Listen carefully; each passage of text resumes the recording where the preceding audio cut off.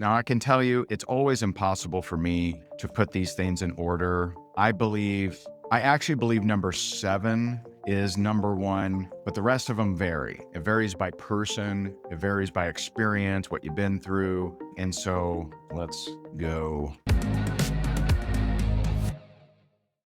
And so the title, 7 Steps to Becoming the Most Confident Version of Yourself. Who likes that idea? Who wants to be more confident? I think number 7 is going to blow your mind because it's going to affect every single one of you. But let's begin. So number 1, again, not in order. Number 1, work on yourself daily. Work on yourself daily. So let me tell you one thing that I do, okay? One thing that I do is I spend 30 minutes a day working on my body and my walk in faith at the same time. So I go to the gym. I have an app. Some of you also have the same app, but I have an app that is seriously, the more I think about it and the more I experience other pastors and teachers and gurus, I think he's the most anointed guy on the planet right now. And I spend 30 minutes a day lifting while listening to his content, and it has changed my life. It's changed my life. There are so much of that content I've listened to over and over and over and over, which I don't typically do, but it's helped me so much in my prayer life and hearing in prayer, which has affected every area of my life. You know, this past weekend, Friday was my wife's birthday, and so I surprised her and took her for a stay at the Ritz Tiburon here in Naples, and so we did. We spent a night there.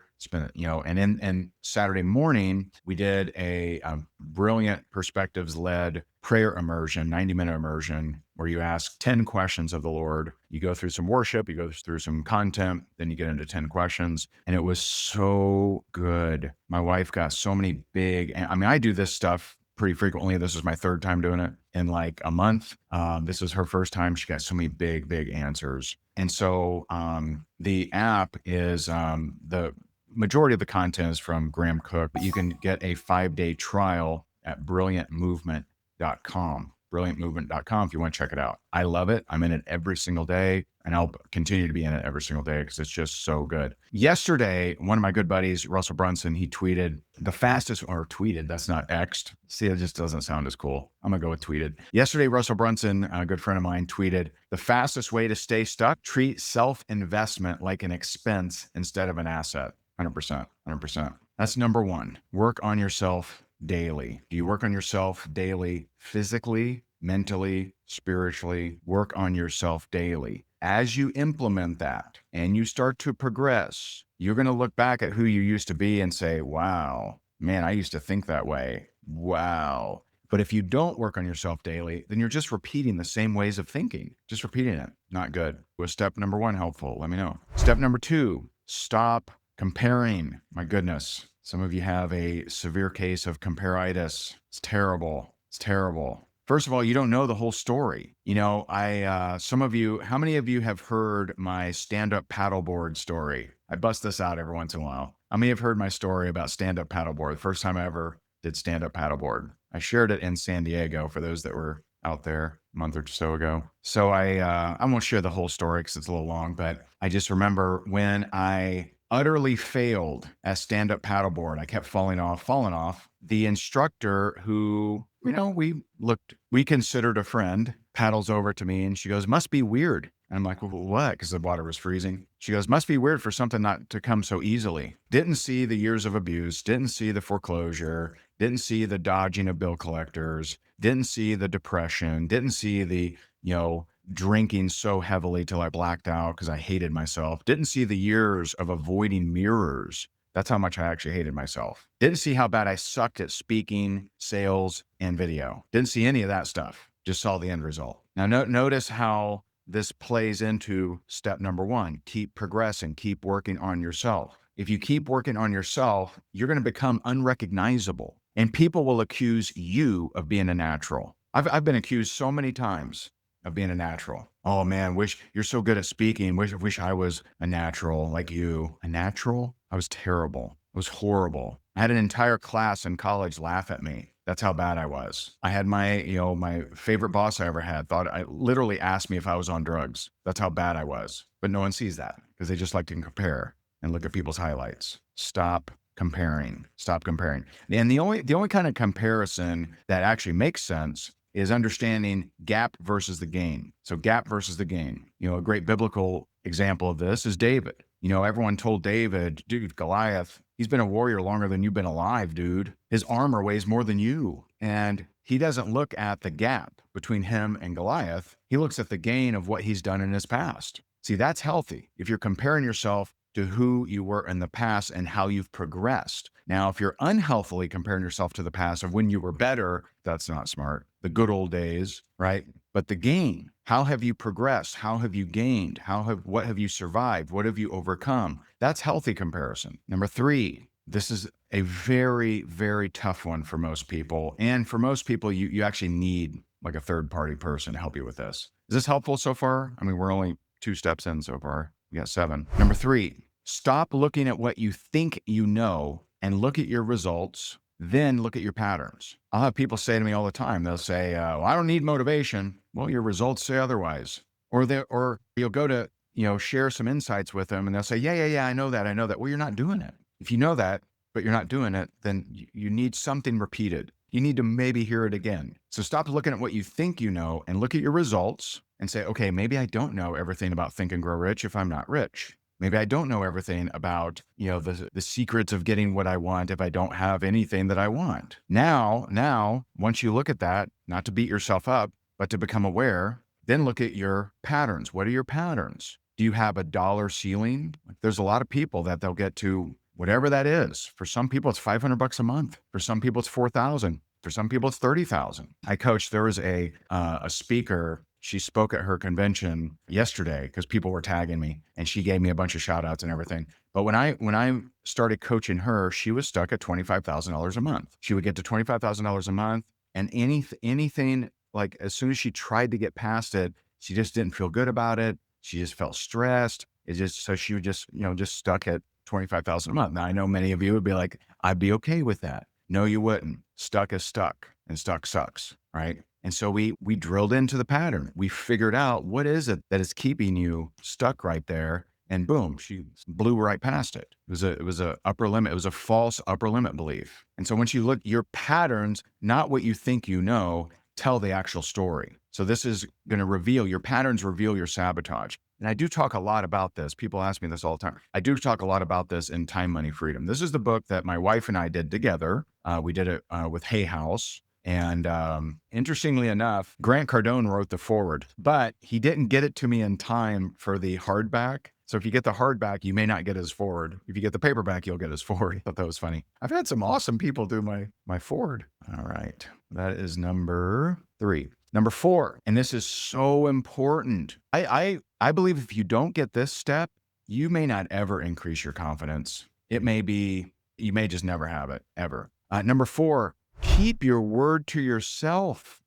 There's nothing worse for your self-confidence than saying you're going to do something like vowing, I'm going to do this week, and then not doing it. And I would encourage you, stop setting these negative goals. So instead of saying, I'm going to avoid that donut, say, I'm going to eat more protein or whatever your version of that is, right? So instead of saying, okay, I'm not going to binge watch Game of Thrones, instead say, okay, I'm going to prospect 20 people. Set positive goals that you can control, activity-based goals. We do this every Monday in Rankmakers, and set those positive goals and keep your word. Your word should be sacred. So it's not about, saying something that is big and bold and audacious and gets attention. It's what are you going to say that you're actually going to do? So your word should be sacred. You shouldn't go to your upline and say, I'm going to be the next diamond. You can't control that. But say to yourself, I'm going to set this daily routine. I'm going to do these things. Don't talk about what you're going to avoid. Talk about what you're going to do. What are you going to create? How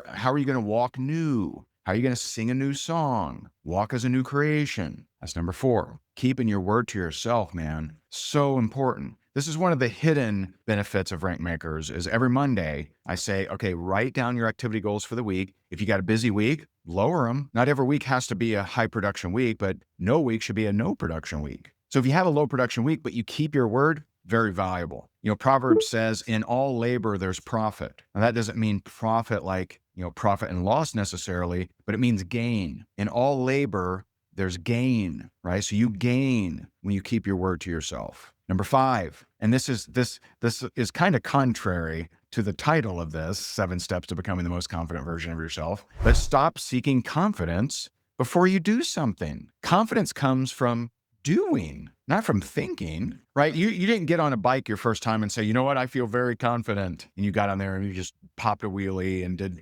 spin tricks and stuff and, jumps and, no, you got on the bike, you fell down. You got on the bike, you sucked. You didn't study an ebook on swimming and say, you know what, I feel very confident now, and jumped in and you just, spun in the air and was amazing. No, you sucked. But the more you did it, the more confident you became. You did both of those so many times that you could go years and years and years without bike riding or swimming. You'd still know how to do it. So the confidence comes from doing. And another thing that's associated with this is some of you think you need to feel like doing something to do it. That's nonsense. You'll never feel like doing anything you haven't been doing. Only your emotions will only feel like you doing something you've been doing. This is why day 1 is always so much harder than day 20. The first day of working out is so much harder because you don't feel like it, because none of your cells have the traits of cells that like to work out, that have been working out. They're not craving that feeling. They're not craving those endorphins. So you'll never feel like doing something you haven't been doing,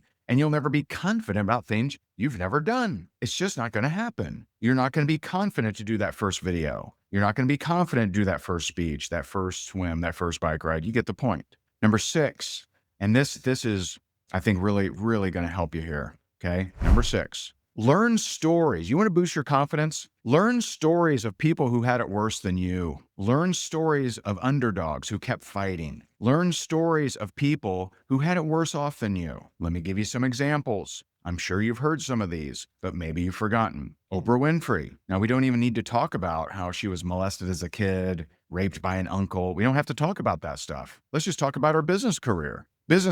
She was demoted from a news anchor position due to a failed news show before finding her true calling and international fame. Now, you may or may not agree with her. You may or may not like her. I'm not talking about that. But she went from demoted at a local news show to being internationally known, no question. Walt Disney. Listen to how crazy this is. He was fired from a newspaper because he lacked imagination. Later faced all kinds of different failures, bankruptcy, before creating Mickey Mouse and establishing Disney. Steve Jobs was ousted from the company he founded. Colonel Sanders, his secret chicken recipe got rejected over 1,000 times. What have you had that got rejected 1,000 times? Why is it okay for them to have had struggles, but not you? Nope, my way should be easy. Well, how come it had to be tough for them? How come they had to have it tough, but not you? So Colonel Sanders, Harlan Sanders, his recipe for chicken got rejected 1,000 times before he launched KFC. Henry Ford, all kinds of failure. James Dyson, this is one of my favorites.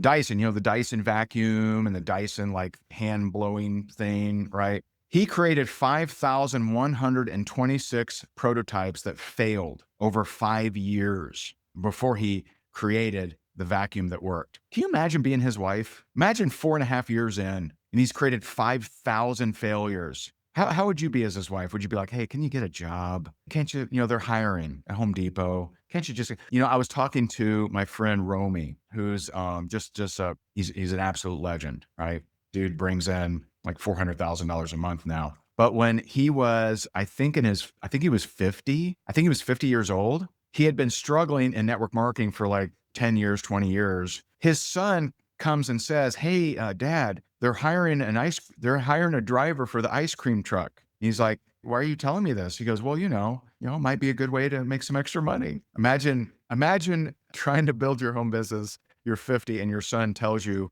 that they're hiring an ice cream truck driver. Now he's got an international team of a ridiculous amount of people. Milton Hershey had 3 failed candy companies before he launched Hershey Chocolate. How about this one? Michael Jordan, he was cut from his high school basketball team. He was cut, the greatest of all time, was cut from his high school basketball team. Think about that. Wild. That was number 6. Who needed to hear some of those stories? Go research some more. Go research, who's the Patron guy? That's an amazing story.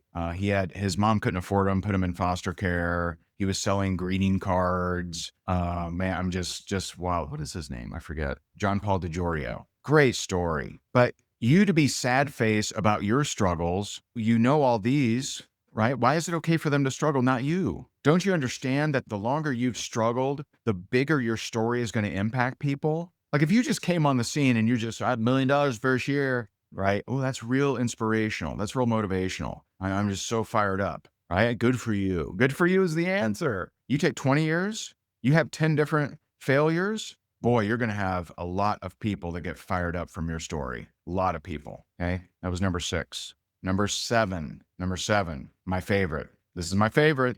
That was a pretty good one. Number 6, wasn't it? Number 7, know that if you've accepted Christ, the creator of the universe is with you. Psalm 16:8, with the Lord at my right hand, I will not be shaken. Philippians 4:13, I can do all things through Christ who strengthens me. Listen to this one. 2 Corinthians 12:9, his grace is sufficient for me, for his power is made perfect in my weakness. He is with you. He is with you all the time. He'll never leave you or forsake you. He abides in you, you abide in him. And so any kind of, I'm not enough is just not honoring of the Lord your God who is with you. He's with you. Proverbs 10:22 says, the blessing of the Lord makes one rich. He has no sorrow with it. That's mo money, no problem. Psalm 35:27, he delights in the prosperity of his servant. And actually the translation more properly is son or daughter than servant. One of the best things you can do is say, Lord, how do you see me? Such a great prayer. One of the best prayers you can pray, because then you'll find out your identity. Your identity is how God sees you, not what you've done, not your rank in your company, not how much money you got, not your net worth. It's how does God see you?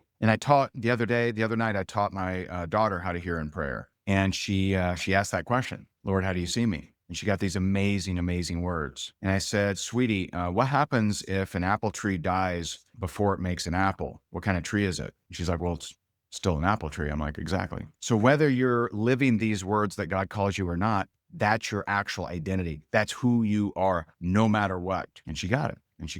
Tag someone who may want to hear some of these steps, or maybe all 7. And if you do want to grow your faith and confidence in who you are and who God is for you, get some discipline and get on our app. You can actually get on the app. You can try out a 5-day trial at brilliantmovement.com. Brilliantmovement.com. It is my favorite app. I'm in it every single day. It has helped me gain so much wisdom and helped me in prayer so much. And so I appreciate you so very much. Have an amazing day, and I'll talk to you soon. God bless you and your family. Bye for now.